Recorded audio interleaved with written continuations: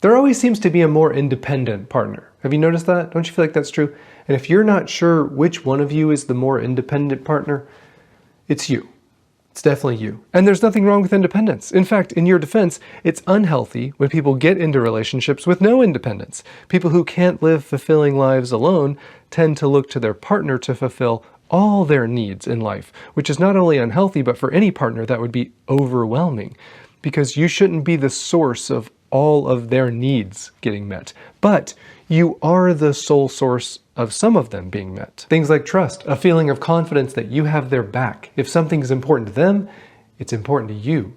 They trust that you won't dismiss them or call them crazy. Things like emotional safety. They feel safe to be honest with you about how they're feeling. That's not optional. It's vital. Just like intimacy, which is closeness. And you can't get close to someone if you're never vulnerable with them and you're just living an independent life. But just because you don't think those things are important enough to prioritize or learn about doesn't change the fact that they are important to your relationship and probably your partner. Don't believe me? Ask them. My point is, our independence affects our partnership together. We have a tendency to get complacent. We get busy with our work. We forget to prioritize time, energy, or affection with our partner. We don't continue to do the things that we did in the beginning to win their love or trust, do we? We don't think about their experience. We don't think about how they're feeling. We don't think to plan a date night or be intentionally appreciative or affectionate, because at the end of the day, that stuff just isn't that important to us, right?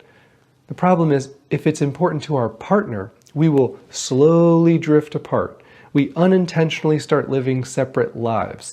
And every day that passes, we teach them that they have to remind us to show them affection. They have to remind us to do the chores. They have to remind us to talk to them and be considerate about their needs. And nobody wants to remind a lover to love them. Remember the song, I want you to want me. I need you to need me.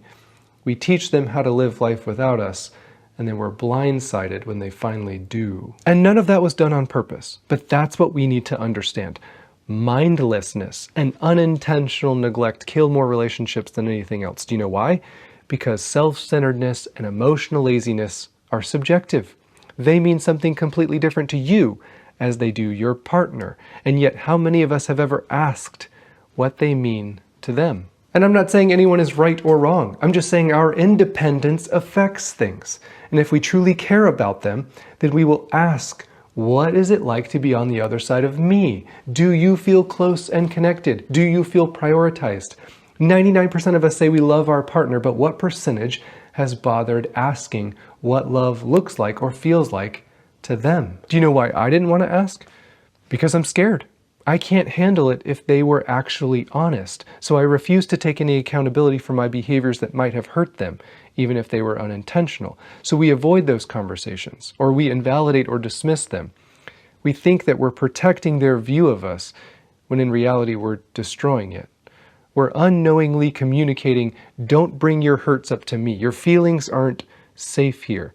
You can't trust me. And I'm just warning you from personal experience. It's always easier to point the finger at them for being too needy, too emotional, too smothering, rather than admitting maybe we're just not capable of providing the closeness and connection that we know deep down they deserve.